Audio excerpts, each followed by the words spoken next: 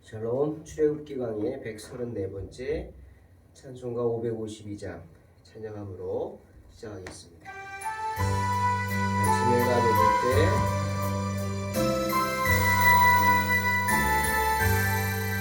아침에 해가 돋을 때 만물 신선하여라. 나도 세상 지낼 때에 햇빛 되게 하소서. 주여 나를 도우사 세월호 소안고서 어두운 세상 지낼 때 햇빛 되게 하소서.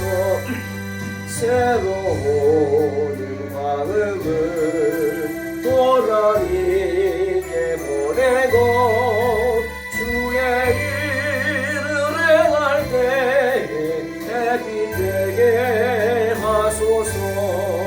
주여 나를 도우사 세월호 소안고서 어두운 세상 지낼 때 햇빛 되게 하소서. 한번 나면하로는 빠른 광음 지날 때 귀한 시간 맞춰서 햇빛 되게 하소서. 주여 나를 도우사 세월호 소안고서 어두운 세상 지낼 때 햇빛 되게 하소서. 밤낮 주를 위하여 몸과 마음을 드리고 주의 사랑 나타내 햇빛 되게 하소서. 주여 나를 도우사 세월호 소안고서 어두운 세상 지낼 때 햇빛 되게 하소서.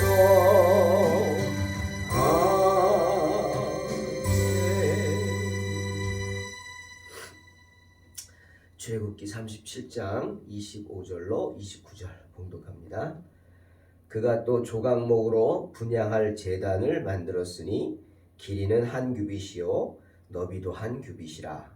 네모가 반듯하고 높이는 2규빗이며 그 뿔들이 제단과 연결되었으며 제단 상면과 전후 좌우면과 그 뿔을 순금으로 싸고 주위에 금테를 둘렀고 그 테 아래 양쪽에 금고리 둘을 만들었으되 곧 그 양쪽에 만들어 제단을 매는 채를 꿰게 하였으며 조각목으로 그 채를 만들어 금으로 쌌으며 거룩한 관유와 향품으로 정결한 향을 만들었으되 향을 만드는 법대로 하였더라.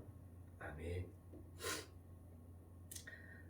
오늘은 성경은 분향단에 관한 말씀입니다. 분향단은 하나님께 제사를 드리기 위해 만든 제단이죠. 조각목으로 단단한 아카시아 나무로 만들었고 가로 세로 한 규빗, 높이는 2규빗으로 네모 반듯하게 정사각형으로 만들었습니다. 그런데 특이한 것은 분향단에 뿔이 있다는 것입니다. 즉 정사각형으로 아주 정확하게 네모 반듯해야죠. 하나님께 드리는 제단 네모 반듯하게 하나님의 모습을 보는 듯하는 거죠. 하나님은 좌로나 우로 치우치지 않는 그런 분이시죠. 그걸 상징하겠죠. 그리고 내 귀퉁이 위에 뿔이 달려 있습니다. 그런데 원래 제단의 뿔은 어느 제단에 뿔이 달리냐면 짐승을 잡는 제단에만 뿔이 원래 달려 있었습니다. 어떤 용도인지 모르지만 그 뿔은 짐승을 사지를 묶지 않습니까? 제단에 올려놓고 산채로 제물로 바칩니다. 그러니 내 뿔에다가 사지를 묶는 거죠. 꼼짝하지 못하도록. 그 다음에 짐승을 제물로 바치죠. 그런 용도로서의 뿔입니다. 하나님께 바친다는 그런 의미죠. 그런데 오늘 그런 짐승을 제물로 바치는 제단에 뿔이 있는 게 아니라 오늘 하나님 앞에 제사를 드리는 그 분향단에 뿔이 달려 있다. 이게 아주 특이한 내용입니다. 이 뿔이란 뭐냐? 하나님께 바친다는 의미겠죠. 온전히 묶으니까 바쳐진다. 그리고 이 뿔의 의미는 은혜의 장소입니다. 뿔은 은혜입니다. 이 뿔의 의미는 일종의 도피처와도 같은 것입니다. 왜? 누구든지 제단에 뿔을 잡으면 아무리 죄인이라 할지라도 함부로 끌어내리지도 못했고 잡아 죽이지도 못했습니다. 때문에 죄인이 제단에 가서 뿔을 잡았다. 그러면 어떻게 해요? 일단 모든 것이 스톱되는 겁니다. 왜 그런 짓을 했느냐? 여러분 생각해 보세요. 제단은 거룩한 곳입니다. 하나님의 제단. 아무나 만질 수 있을까요? 안 되죠. 여러분 강대상에 오늘날은 좀 그런 의미가 희석이 돼서 안타깝지만 강대상에 아무나 올라올 수 있습니까? 안 되죠. 아무나 못 올라갑니다. 저 강대상에 서서 기도를 하는 거 아무나 하는 거 아닙니다. 대부분의 교회에서는 장로님들만 세웁니다. 목사와 장로만, 기름 부음 받은 장로들만 할 수 있다는 거죠.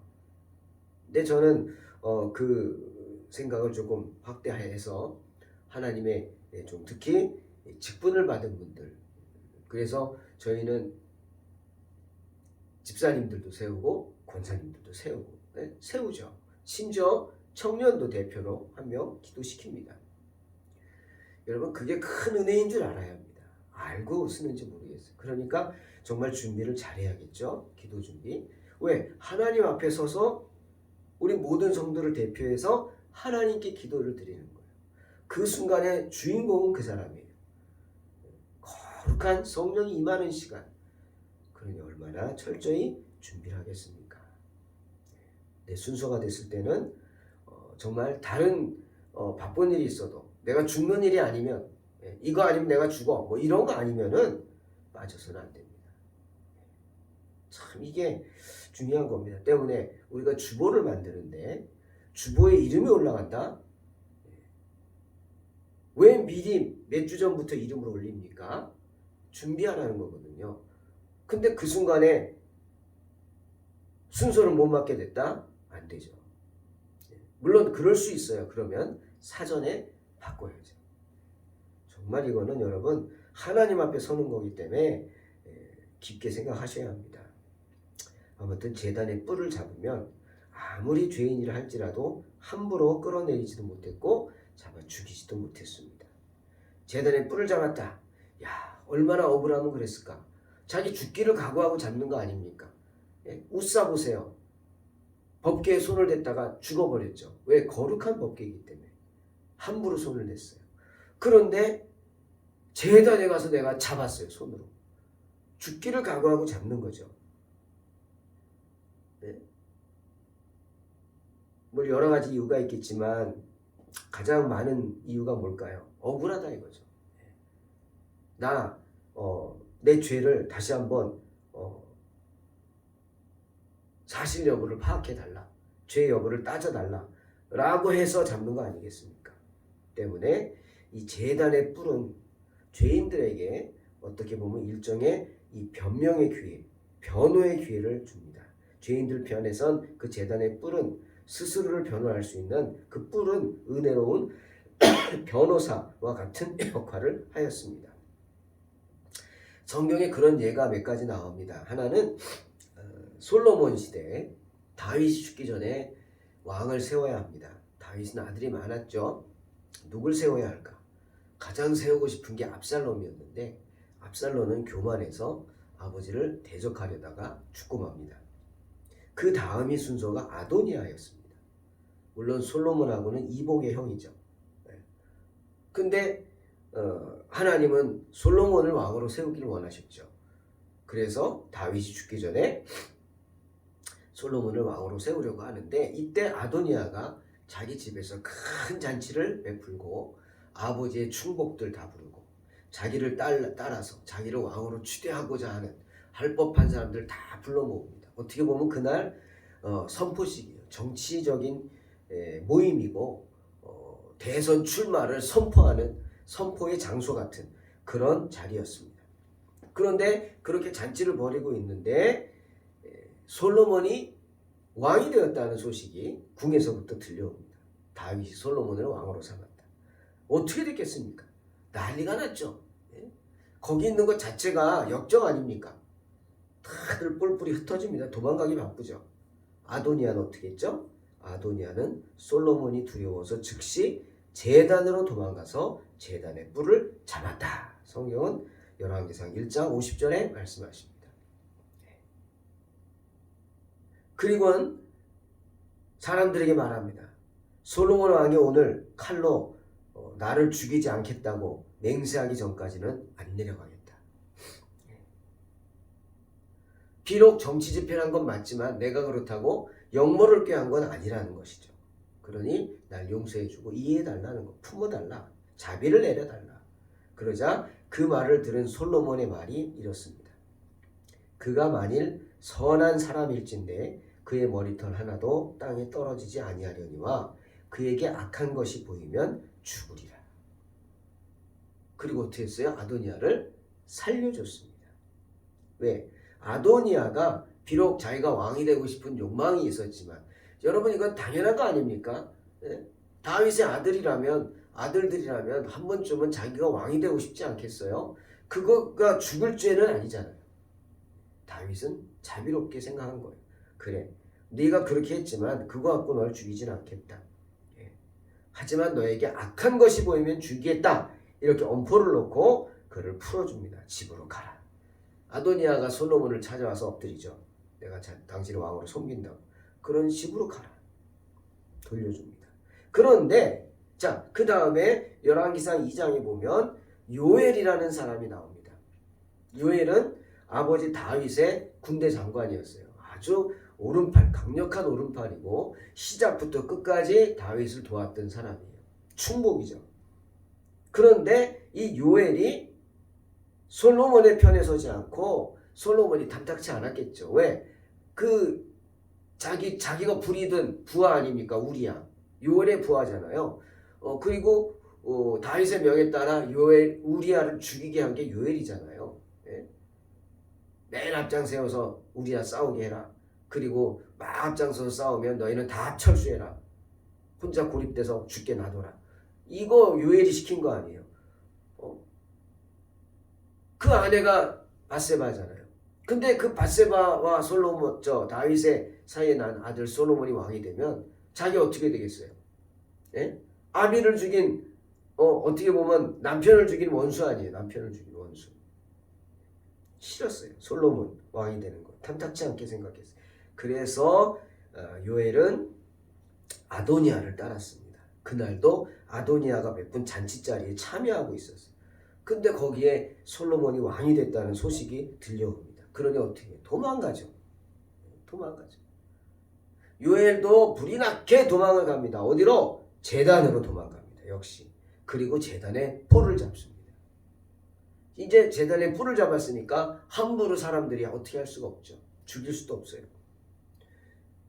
그 소식을 들은 솔로몬이 분하야를 보내서 내려오라고 하지만 분하야에게 이렇게 말합니다. 나를 살려주지 않으면 내가 아예 여기서 죽겠다. 이렇게 말합니다. 당신이 나를 살려줄 생각이 아니면 난 그냥 여기서 죽겠다. 어차피 내려가서 죽는 여기서 죽겠다. 이거죠. 솔로몬에게 살려달라고 간청하는 겁니다. 그래서 제단에 뿔을 잡은 거죠. 하지만 솔로몬은 어떻게 합니까? 아도니아는 용서해주고 집으로 가라고 했지만 솔로몬은 요엘은 그렇게 하지 않았어요. 분하야의 그 말을 들은 솔로몬이 분하야에게 명령합니다. 당장 요엘에게 가서 제단 뿔을 잡은 요엘을 쳐서 죽여라. 그리고 파묻어라. 파묻어라. 솔로몬은 아도니아와는 다르게 제단의 뿔을 잡은 요엘에게는 자비를 베풀지 않았습니다. 왜죠? 그가 큰 죄인임을 알았기 때문에. 아까 아도니아한테 뭐라 그랬어요? 그에게 악한 것이 보이면 죽으리라. 아도니아에게는 어떤 악한 것이 보이지 않았다는 거죠. 그런 백보도 없었고. 그런데 이 요엘은 죄인이다. 그러면서 솔로몬이 이렇게 말합니다. 요압이 까닭 없이 흘린 피를 나와 내 아버지 집에서 내가 제하리라. 여호와께서 요압의 피를 그의 머리로 돌려 보내실 것은 그가 자기보다 의롭고 선한 두 사람을 쳤음이니 곧 이스라엘 군대 장관 네리의 아들 아브넬과 유다 군사령관 예델의 아들 아마샤를 칼로 죽였습니다. 이 일을 내 아버지 다윗은 알지 못하셨나니 그들의 피는 영영이 요압의 머리와 그의 자손의 머리로 돌아갈지라도 다윗과 그의 자손과 그의 집과 그의 왕위에는 여호와께로 말미암는 평강이 영원히 있으리라. 솔로몬은 알았던 거예요. 요엘의 악함을 알았던 거예요. 여러분, 아무리 제단에 뿔을 잡는다 해도 죄인은 죽어야 합니다. 죽습니다. 죄인이 흘린 피는 반드시 그 피가 내 머리로 돌아갈지어다. 주님 선포하십니다. 죄의 삭은 사망이죠. 죄의 대가가 반드시 있다는 겁니다. 제단의 뿔이 비록 은혜의 장소이기는 했지만 오직 죄 없는 자만이, 그리고 자신의 죄를 진정으로 회개하는 자만이 그 뿔을 만지고 살을 수 있는 거예요. 하지만 요엘은 아닙니다. 솔로몬은 그 요엘의 악함을 알았어요. 그의 무자비함과 자신의 욕망을 위해서 선한 자를 죽이는 그의 악함을 잘 알았습니다. 그의 행위를 잘 알고 있어요. 그렇다고 그게 회개합니까? 아닙니다. 사랑하는 성도 여러분, 하나님께 제사를 드리는 거룩한 분향단에 이런 뿔이 4군데나 있다. 하나님의 은혜죠. 그것은 하나님의 자비를 상징하는 것입니다. 누구든지 주님 앞에 나아가는 자들은, 그래서 자신의 죄를 회개하는 자들은 분향단의 뿔을 만지고 살 수 있습니다. 그 죄를 용서받을 수 있어요. 분향단에 뿔이 있다. 그 사실 자체는 하나님의 거룩한 제단에 언제나 그런 하나님의 자비와 은혜가 있다는 것입니다. 단 어떤 자들이 만질 수 있어요? 자신의 죄를 회개하는 자들.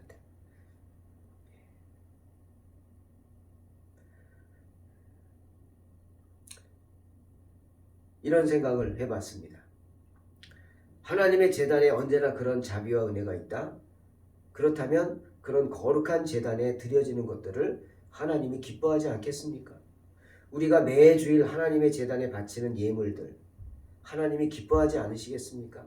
매주일 제단에 예물을 드리는 것은 제단의 뿔을 잡는 행위 맞죠? 맞습니다. 우리가 제단에다가 저희가 헌금하면 그걸 제가 헌금 주머니를 가지고 강대상에서 기도합니다. 그것은 제단의 뿔을 잡는 행위입니다. 하나님 우리의 헌신을 보아주십시오. 기도하는 겁니다. 그리고 하나님 당신의 자비를 내려주십시오. 구하는 믿음의 행위입니다. 그러니 하나님께서 드려지는 그 예물을 보시고 예물을 드리는 성도들의 마음의 중심을 보시고 하나님의 자비로서 응답하지 않으시겠습니까? 하실 줄로 믿습니다. 또한 오늘 본문의 향단에는 매일 향이 분향되었다. 향이 뭐죠? 계시록에 나오죠. 향연. 향의 연기가 올라간. 뭐냐 그러니까 성도들의 기도다 말합니다. 천사가. 그렇습니다. 매일 향단에 향이 분향되었다는 것은 주님을 향한 우리의 기도가 매일 되풀이 되어야 한다는 것입니다. 한 달에 한 번 하고 1년에 한 번 나오고 교회도 1년에 한 번 나와요?